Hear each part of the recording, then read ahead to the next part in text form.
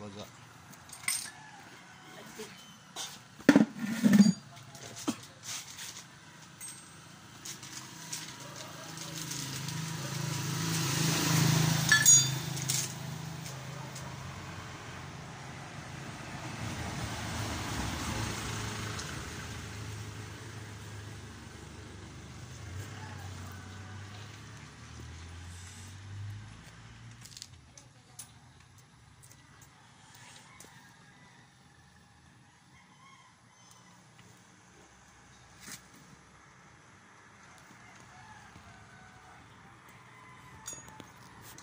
So guys, may konti tayo pinaayos dito sa ating pinakagir ng kadena. Medyo parang lumuwag yata yung ano niya.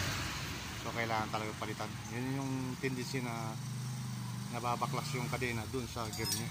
Dahil maluwag yung ano eh. Maluwag yung tendency niya.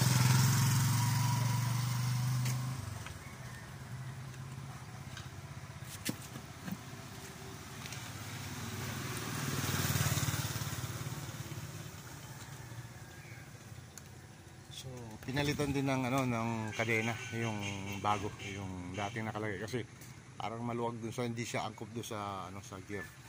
So, guys, ganoon talaga sa road trip, talagang maintenance talaga. Kailangan din talaga. So, ayun, nandito na tayo sa Del Carmen Dapa. No, ayun, Del Carmen tapos padapa yung nagdudun. Ito Del Carmen. Ayan yung mga ano, ito guys, nasa San Benito tayo. Ayan. Ito, San Benito tayo ngayon. So, galing kami ng ano, galing tayo ng GL kahapon. Pag uwi namin, natanggal yung kadena. So, yun. Kaya ito, pinaano natin. Pinapalitan natin yung bago.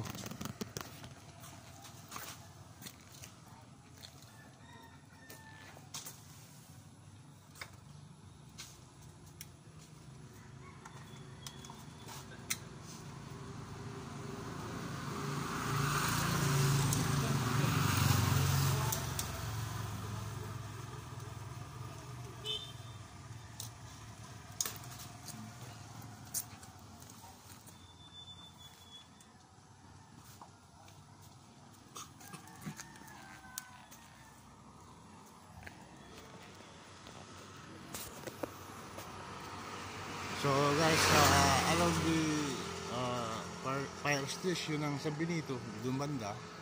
Ayan, may arrow siya oh. Ayan, may arrow. Ayan. So doon, tapos Boulevard, tapos dito lang gawin. Ito lang yung area niya. So malapit lang dito sa pinaka main road valley. So malapit lang siya. So ito yung ano niya, CM Motor Shop. So nag-aayos sila. Kung masiraan kayo guys, to pwede kayo magpa-ayos dito. Yan ang pangalan ng ano nila, CM Motor Shop. May mga mabibiling pyesa doon sa ilalim. So madali nyo ng ano yung mga kailangan. May mga mekaniko sila. So yun lang guys, update dito sa San Benito guys. It's around 6 o'clock, 7 o'clock in the morning. Yun, iikot-ikot din tayo rito.